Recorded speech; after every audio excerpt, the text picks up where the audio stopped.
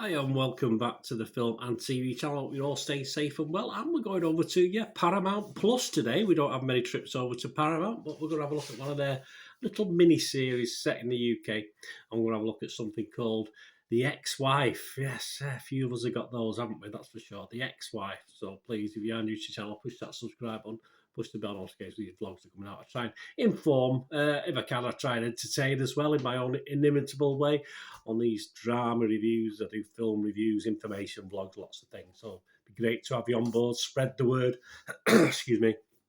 And please, any comments on this series or anything else to do with film and TV, just let me know. And you can give us a thumbs up, guys. It's great to get views, but it's just nice making old TV and film watcher very, very happy we get a thumbs up. So much appreciated. Right, yes, The Ex-Wife, a drama mystery thriller. I was first introduced to this while I was watching Gogglebox. I thought, I'll have to keep my eye out for that one because it's not something I automatically go over to Paramount. But yeah, I did see it on certainly the show exits in the first episode. Well, that looks interesting, but it doesn't totally ruin it for you, obviously, if you're not watching the series yourself. I'd say 4 episodes by about 43, 44 minutes, so not overly long. And it was available on Paramount Plus from the 12th of October 2022. And these scores, there's not many critic scores. I've just got Joe Public, really, on Internet Movie Database. These scores was at 20th of October 22. 9 a.m. UK time. Yeah, and it's getting an okay score at the moment. Internet Movie Database is 6.7 out of 10 average. That's solely based on about 166 scores and reviews. Most of the reviews are negative, but obviously a lot of the scores are positive. And it's about an 83% positivity on it. So it's very popular. It appeared to be quite popular on Gogglebox. Certainly the first episode did anyway.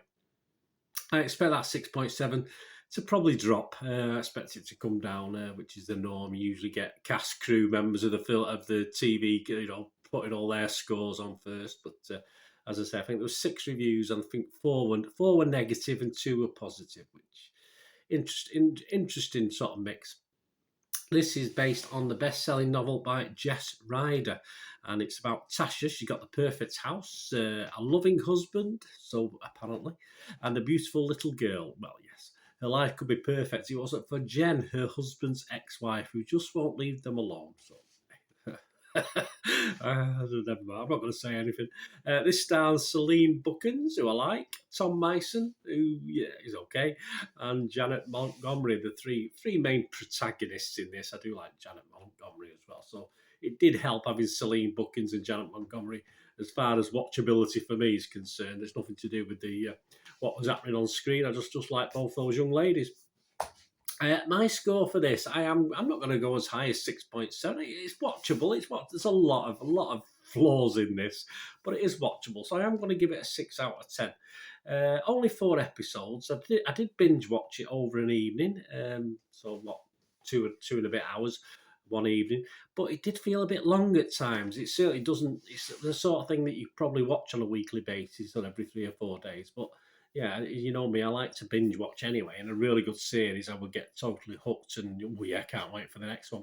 Not so much with this one, so it means that sort of, for me, means it's not brilliant, it's just okay, but it's okay, but it did feel a bit long, and I think 3 episodes probably could have summed it up much better than 4 episodes. I say, but 4 episodes isn't a lot anyway, is it? Or a film, this is sort of lends itself to a film that you might see a very good lifestyle film, perhaps. I'm being a bit cruel on that one. The actors do an okay job, not bad actors, although the characters are mainly horrible. They don't immediately grow on you, apart from the main protagonist, of course, who's okay. As I said, I like both Celine and Janet, so that helps. And it's always nice to watch people in their big posh houses acting like, well, people in big posh houses. But at least I did feel a little bit sorry for the main character played by Celine. So that at least kept me watching. And perhaps felt a little sorry for old Janet Montgomery's character as well. As is the case with these sort of series, that you get common sense is totally something that as a failed writer myself, I like to write. I've never had anything published, but I like things to be believable. So I do get a bit fed up with these things that are, they force things to happen just to move the story along rather than being any big sense of believability about it. and it is a sort of series where common sense does go out the window. I believe, although this is based in the UK, it may not have been written totally by a UK writer, it may have been US, but there is a lack of knowledge, certainly, in this, or let's say, knowledge stroke research. I mean, one main thing in this is very early on, there's an instance where the main character gets knocked off a bike and she don't want to go to hospital because she's unemployed. I mean, we're in the UK. As long as certainly, as far as I know, as long as you've got an address, and even if you haven't got an address, as long as you're a UK resident, you can go to any hospital you want, any NHS hospital you want. But it's just a lack of knowledge or research, which, as I say, you've got to ignore things like that and not let them get to you too much. But a little bit odd to say the least. He doesn't say it. It doesn't even an American writing about Britain would surely know things like that. But hey, there you go. Some very silly setups that sort of try to keep you hooked, and more or less they do. I mean, certainly episode 1, there's a setup by the end, and you're going, oh great, I can't, right, episode 2, and then I think it was episode 3. There's a reasonable setup for episode 4. So it's okay. There's stuff to get you hooked, which is a bit silly.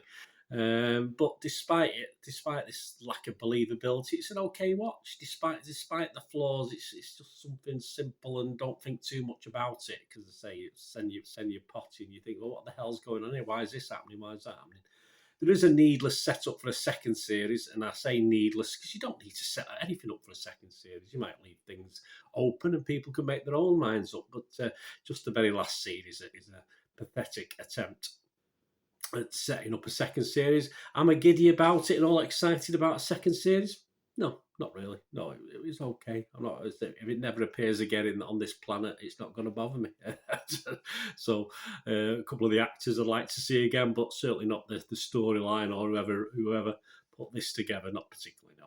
So we'll move on anyway. So let me know what you think, guys. Anyway, let me know what you thought of the series. As I say, it's not the greatest. It's okay. It just about gets you sort of interested. My good lady quite liked it, apart from the silly things in it. So that'll do for me. That'll do for me. It's an okay watch, but a bit silly at times, as most of these series are. But hey, I don't think that'll ever change, will it?